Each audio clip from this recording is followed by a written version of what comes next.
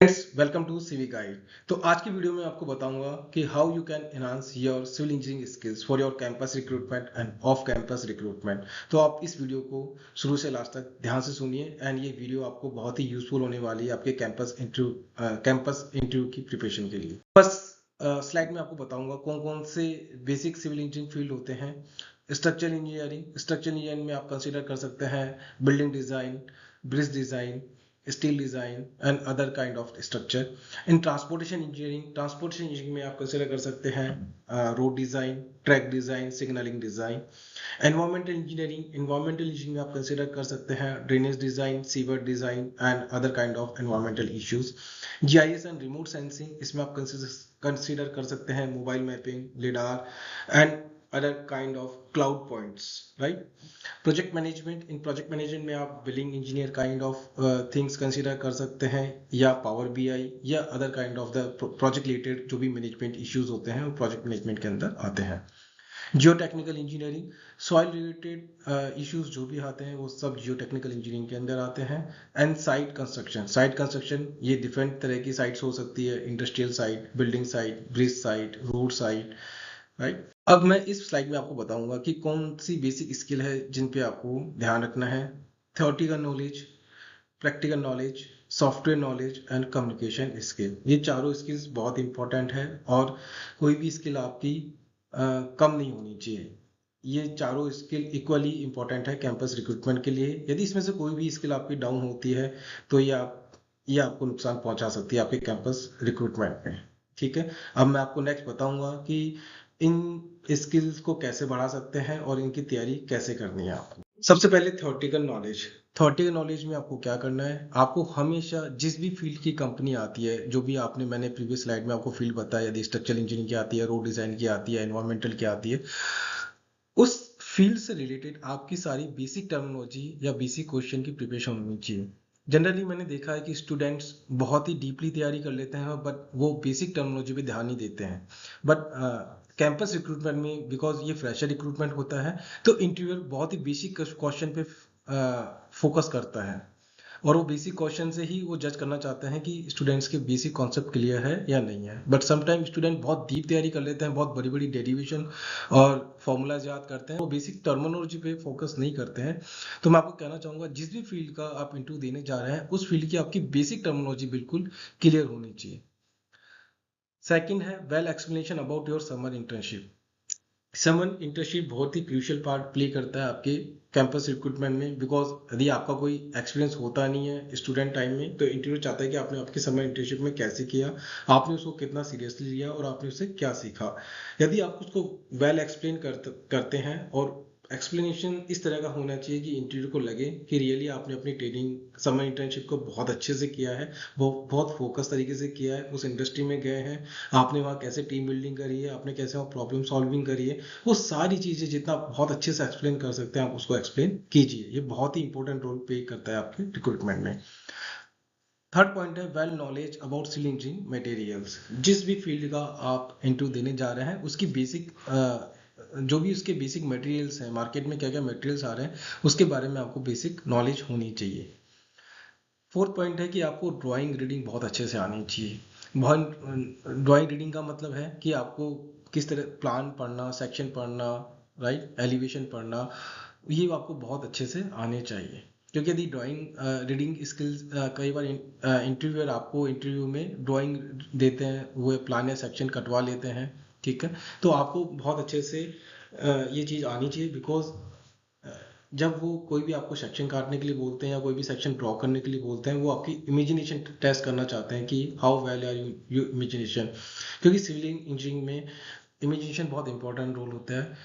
आप plan, section, elevation को किस तरह से इमेजिनेशन कर सकते हैं, यदि आप उसको अच्छे से करते हैं तो ये बहुत ही पॉजिटिव रोल प्ले करती है आपके रिक्रूटमेंट में। Understanding about the euro course along with the Indian course. Now it is हम देख रहे हैं कि बहुत ज़्यादा ग्लोबलाइजेशन हो रहा है, बाहर की कंपनीज भी इंडिया में आ रही हैं और हम इंडिया में बैठ के बहुत बहुत बाहर कंट्रीज का भी काम करते हैं।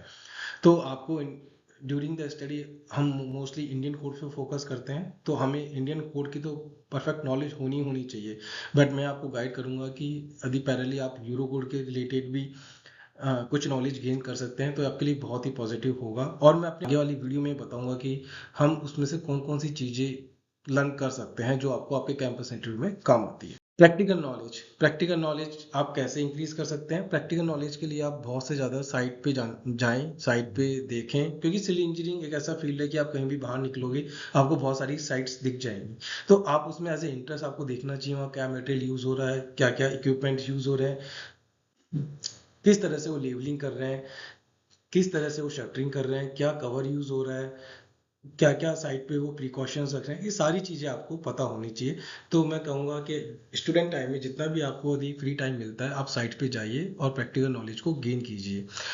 साइट पे जाने से आपकी जो प्रैक्टिकल इमेजिनरी कैपेबिलिटी होती है वो इंक्रीज होती है, वो आपकी ड्राइंग रीडिंग में भी हेल्प करती है। ठीक है, आप प्लान एलिवेशन जब ड्रॉ करते हैं तो यदि आपकी इमेजिनेशन पावर बहुत अच्छी होगी तो ये काम बहुत बहुत अच्छे से करेंगे।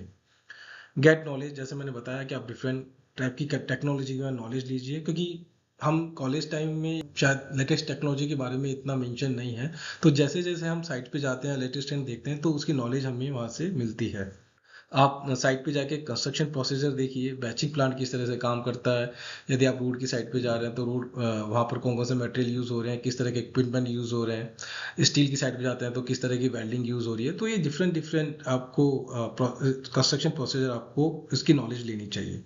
ये बहुत अच्छा होगा यदि वहाँ जाके कुछ ड्राइंग रीडिंग करें, उस ड्राइंग को कंस्ट्रक्शन से रिलेट करें तो आपकी इमेजिनेशन कैपेबिलिटी और ज़्यादा इंक्रीज होगी। तो ये सारे पॉइंट्स हैं जिससे कि आप अपनी प्रैक्टिकल नॉलेज इंक्रीज कर सकते। Now software and digital technology, ये डिजिटल टेक्नोलॉजी का ज़माना है और हमें साथ में प्रैक्टिकल थ्योरेटिकल नॉलेज के साथ साथ हमारी डिजिटल कैपेबिलिटी को भी इंक्रीज करना है, क्योंकि practical knowledge theoretical knowledge important है क्योंकि वो हमारी कंसेप्ट क्लियर करती है। ये बेटर होगा कि हम हमारे स्टडी के टाइम पे थोड़ा सॉफ्टवेयर पे वो फोकस करें। अब मैं नहीं कहूँगा मार्केट में, क्योंकि बहुत सारे सॉफ्टवेयर आते हैं, सारे सॉफ्टवेयर सीखना इम्पॉसिबल है, बट आप हर फील्ड से रिलेटेड यदि एक भी सॉफ्टवेयर सीखते हैं तो ये आपके लिए पॉजिटिव चीज क्रिएट करता है, बिकॉज सारे सॉफ्टवेयर एक ही बेसिक कॉन्सेप्ट पे डिपेंड होते हैं, थोड़ी कमांड इधर उधर होती है। लाइक यदि आप ऑटोकैड सीख लेते हैं तो उसके बाद माइक्रोवेशन सीखना आपके लिए ज़्यादा डिफिकल्ट नहीं होगा। वैसे ही आप डिज़ाइनिंग में यदि स्टेट प्रो सीख लेते हैं या ई टैप सीख लेते हैं तो आपके लिए अदर ब्रिज डिज़ाइन सॉफ्टवेयर या कुछ अदर सॉफ्टवेयर सीखने बहुत ज़्यादा डिफिकल्ट नहीं होंगे। सेम यदि आप अदर मॉडलिंग सॉफ्टवेयर सीख लेते हैं जैसे रेविट, टेक्ला, तो यदि आज जैसे आप रेविट सीख लेते हैं तो उसके बेसिस पे आप टेक्ला या कोई भी अदर 3D सॉफ्टवेयर भी इजी आगे से सीख सकते हैं। तो आप अपने स्टूडेंट टाइम में फोकस कीजिए कि आप थ्योरेटिकल नॉलेज के साथ साथ आप सॉफ्टवेयर स्किल भी गेन कर रहे हैं। तो जो भी आपको एक्स्ट्रा टाइम मिलता है, मार्केट में बहुत सारे सॉफ्टवेयर आ गए हैं, there are lot of online platform also, YouTube also, कि आप वहाँ से नई नई सॉफ्टवेयर के बारे में जानकारी ले सकते हैं। कम्युनिकेशन एक बहुत ही क्रूशियल रोल प्ले करता है हमारे कैंपस रिक्रूटमेंट में।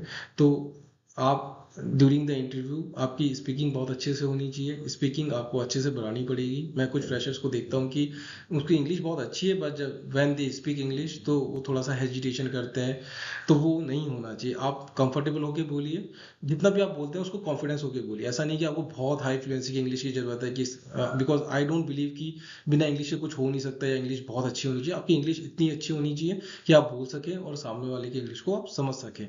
आप जो भी इंटरव्यूअर आपसे क्वेश्चन पूछ रहे हैं आप उसको केयरफुली लिसन कीजिए और उसका आंसर आप थोड़ा अच्छे से स्लोली दीजिए कि इंटरव्यू को सब कुछ समझ में आ जाए। आप उसको अच्छे से एक्सप्लेन कीजिए।